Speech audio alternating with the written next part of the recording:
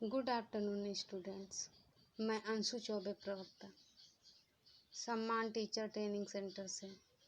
आज मैं D.Ed. SCHI के 4th semester paper 10th family community and hearing impaired child में यूनिट 5 का 5.1 बताने जा रही हूँ। आज का टॉपिक है यूनिट 5 कम्युनिटी बेस्ड रिहेबिलिटेशन। इसके अंतर्गत है 5.1 स्कोप, नीड एंड इम्पोर्टेंस। समुदाय आधारित पुनर्वास के क्षेत्र, आवश्यकता और महत्व। निःशक्त बच्चों के लिए समुदाय आधारित पुनर्वास के क्षेत्र, आवश्यकता और महत्व क्या है, आज हम उस पर चर्चा करेंगे।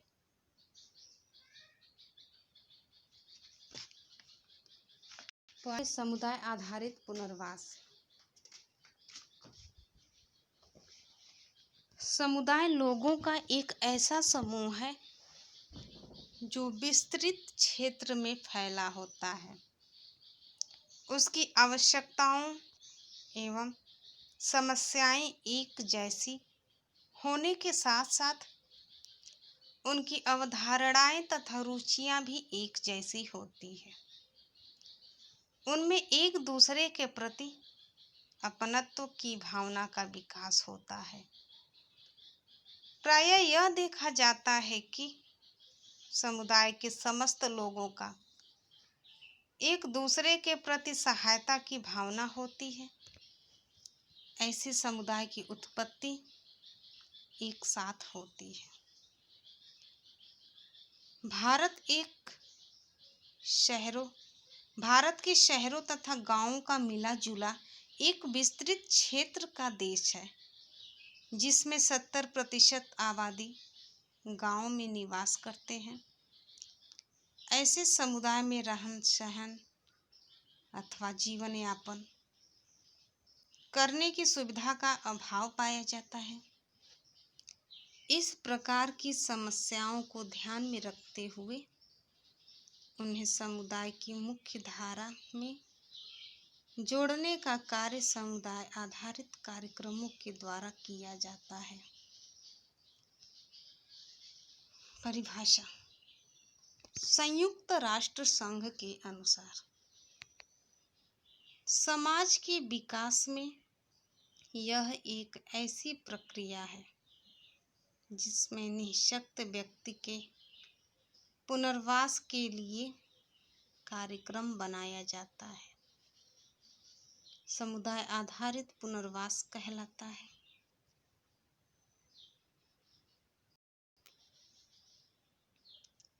अगला पॉइंट है समुदाय आधारित पुनर्वास का क्षेत्र। समुदाय आधारित पुनर्वास उन बच्चों को दी जाती है जो बच्चे विद्यालय संस्था नहीं जा सकते,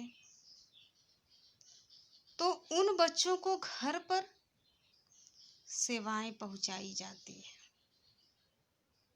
उनके यहाँ स्पीच थेरेपिस्ट पहुंच जाते हैं तथा उनके यहाँ social worker, ideologist, special educator भी पहुंच जाते हैं। उनके माता पिता को शामिल किया जाता है, लेकिन विद्यालय में रोज रोज नहीं जाते हैं, नहीं रोज शामिल होते हैं, लेकिन यहाँ घर पर रोज शामिल होते हैं। CBR कार्यकर्ता की सबसे बड़ी भूमिका होती है, क्योंकि कार्यकर्ता को सभी निःशक्त बच्चे से संबंधित थोड़ी थोड़ी जानकारी प्राप्त रहती है। CBR कार्यकर्ता का क्षेत्र सबसे ज़्यादा है, क्योंकि वह हर डिसेबिलिटी के लिए कुछ न कुछ सीखे रहते हैं। समुदाय आधारित पुनर्वास कार्यक्रम को सही रूप में निःशक्त जनों तक पहुंचाने हेतु ग्रामीण पुनर्वास कर्मी की नियुक्ति की जाती है।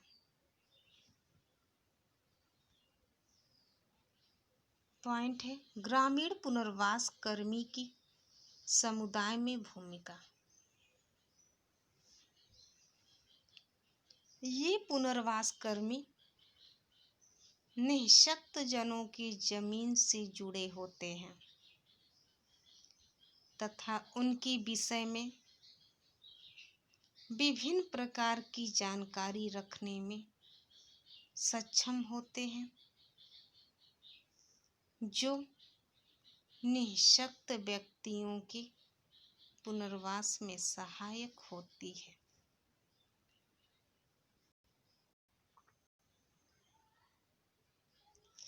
ग्रामीण पुनर्वास कर्मी को निम्नलिखित आवश्यक जानकारियां रखनी होती है, जैसे समुदाय की मूल आवश्यकताओं एवं समस्या को पहचानना ग्रामीण पुनर्वास कर्मी का मुख्य कार्य होता है।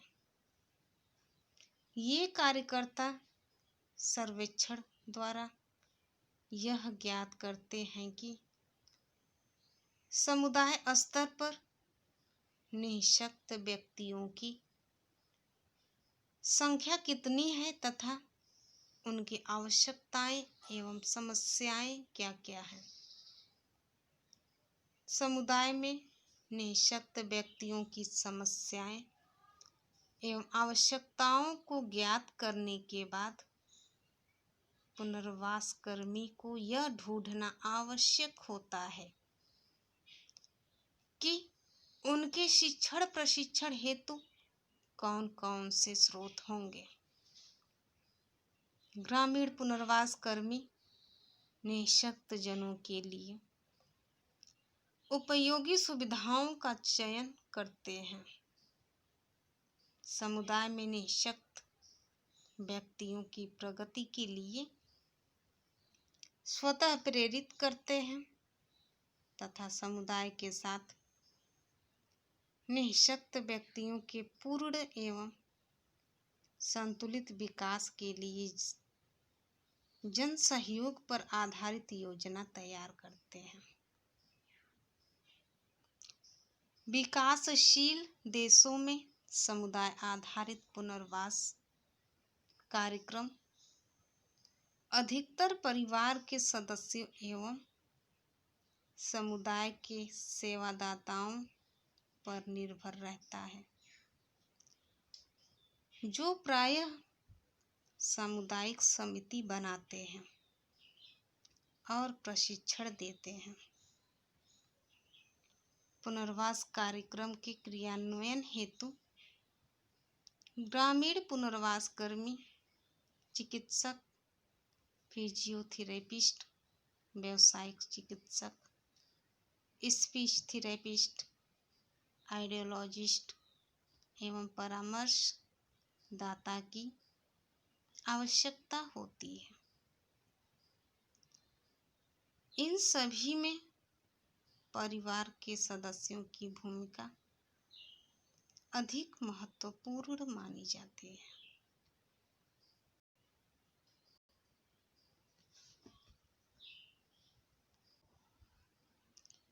भारत एक विकासशील देश है।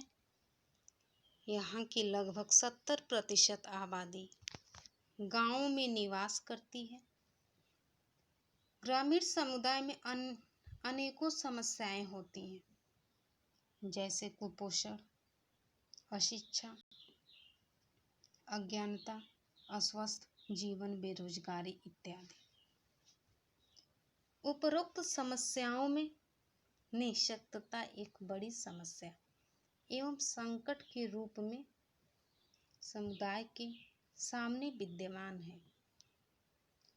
आज देश में लगभग 3 करोड़ व्यक्ति शारीरिक अक्षमता से ग्रसित हैं और लगभग 2 करोड़ व्यक्ति देखने की, 1.5 करोड़ सुनने और बोलने की समस्या से, लगभग 2 करोड़ जनसंख्या मानसिक मंदता से ग्रसित है।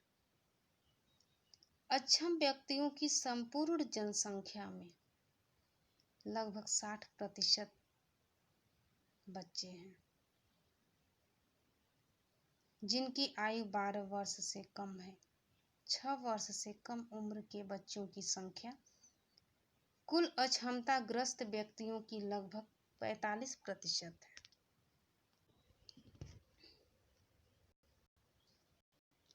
अगला पॉइंट है समुदाय आधारित पुनर्वास कार्यक्रम की आवश्यकता।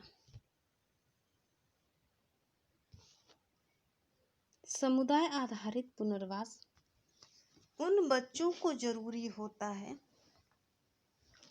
जो बच्चे स्कूल संस्था में नहीं जा पाते हैं, तो उन बच्चों के लिए समुदाय आधारित पुनर्वास की जरूरत है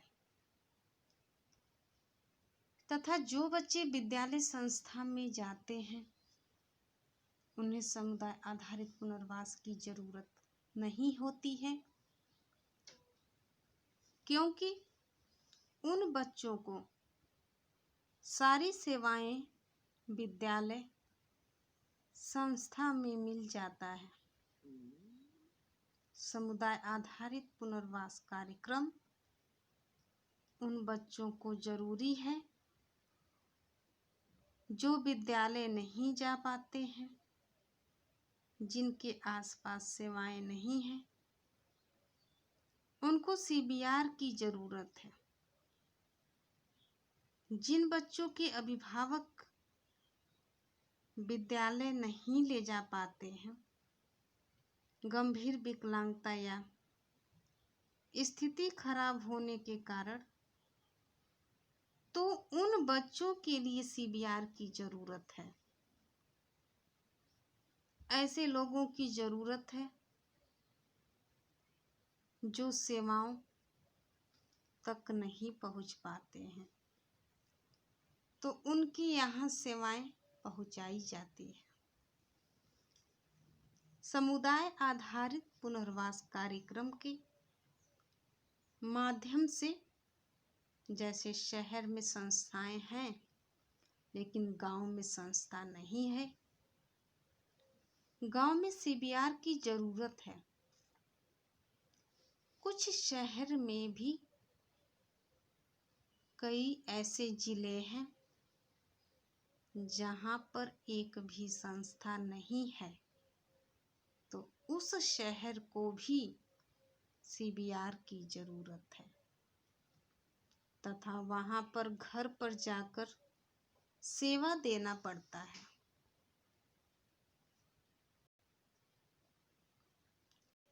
समुदाय आधारित पुनर्वास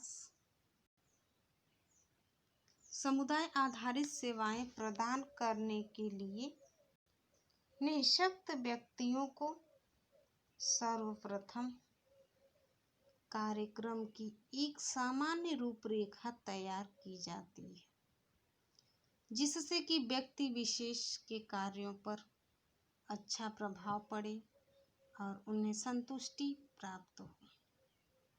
इस आधार पर निःशक्त जनों को 2 रूप में विभाजित करके सेवाएं प्रदान की जाती है।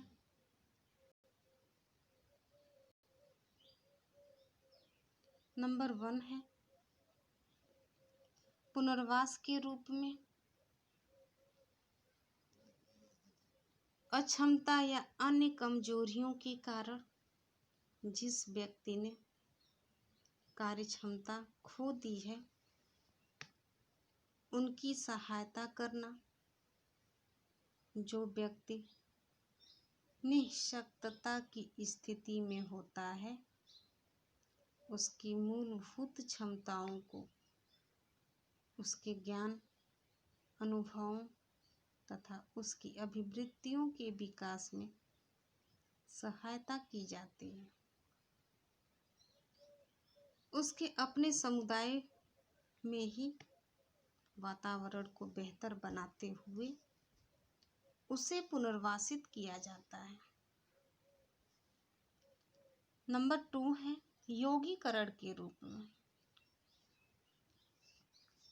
इसके अंतर्गत जन्मजात निःशक्तता ग्रसित व्यक्तियों की सहायता की जाती है। इसमें व्यक्ति की उस योग्यता का जो कभी उत्पन्न न हुई हो या कम रह गई हो का शिक्षण प्रशिक्षण के द्वारा विकास किया जाता है। यह लंबी अवधि तक चलने वाली प्रक्रिया होती है। इसमें चिकित्सा और प्रशिक्षण दोनों ही सेवाएं सम्मिलित होती है। यह एक विशिष्ट प्रक्रिया मानी जाती है। समुदाय आधारित पुनर्वास का मुख्य दृष्टिकोण शिक्षण एवं प्रशिक्षण तकनीकी को अधिक से अधिक सरल करते हुए कौशलों को सरल करना, जिससे ग्रामीण स्तर के निःशक्त व्यक्तियों एवं उनके परिवारों की आवश्यकताओं की पूर्ति उनके अनुरूप हो सके। समुदाय आधारित पुनर्वास कार्यक्रम में समुदाय में ही उपलब्ध होने वाले संसाधनों का प्रयोग किया जाता है, जिससे कि प्रशिक्षण व्यवस्था सरल बन सके तथा उस पर कम से कम खर्च भी पड़े।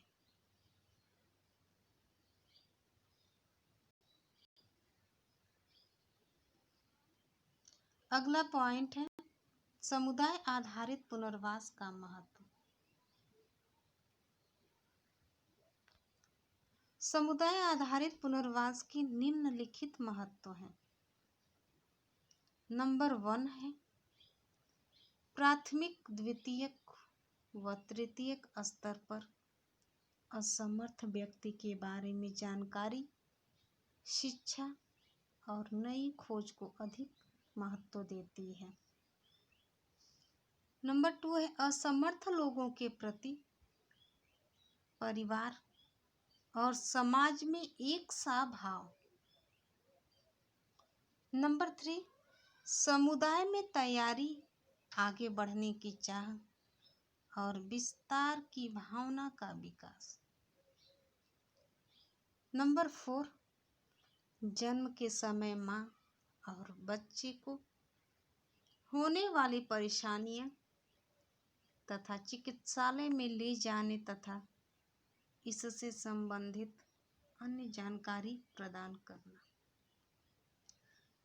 नंबर 5 है सरकारी कर्मचारी जो चिकित्सा से जुड़े हैं उनके द्वारा दाइयों, सरकारी डॉक्टर, नर्सों और नए आने वाले कार्यकर्ताओं और समुदाय आधारित पुनर्वास को प्रशिक्षित करना। हमने समुदाय आधारित पुनर्वास के क्षेत्र, आवश्यकता, महत्व के बारे में आज के ऑनलाइन टीचिंग में विस्तृत रूप से चर्चा किया। तो आशा करती हूँ कि इसके संदर्भ में आप सभी लोगों को अच्छे से समझ में आ गया होगा।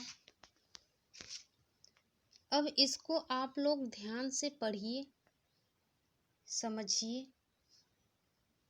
हम आप लोगों के लिए असाइनमेंट के तौर पर कुछ प्रश्न तैयार किए हैं। इसमें नंबर 1 है समुदाय आधारित पुनर्वास के क्षेत्र से आप क्या समझते हैं? इस पर संक्षिप्त टिप्पणी लिखें। नंबर 1 है समुदाय आधारित पुनर्वास के क्षेत्र से आप क्या समझते हैं? इस पर संक्षिप्त टिप्पणी लिखें। नंबर 2 है समुदाय आधारित पुनर्वास के महत्व से आप क्या समझते हैं। नंबर 2 है समुदाय आधारित पुनर्वास के महत्व से आप क्या समझते हैं। इन प्रश्नों के उत्तर लिखकर आप लोगों को जिस ग्रुप में ऑनलाइन टीचिंग वीडियो मिलेगा उसी ग्रुप में इन दोनों प्रश्नों के उत्तर लिखकर भेज दीजिएगा, जिससे हम मूल्यांकन कर सकें,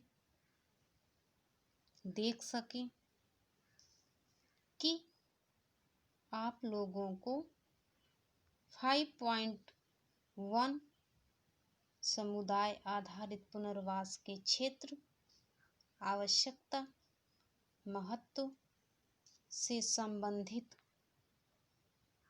जितना हमने पढ़ाया इस टॉपिक में आप लोगों को कितना समझ में आया। ठीक है, तब तक के लिए फिर मिलेंगे नए टॉपिक के साथ। धन्यवाद।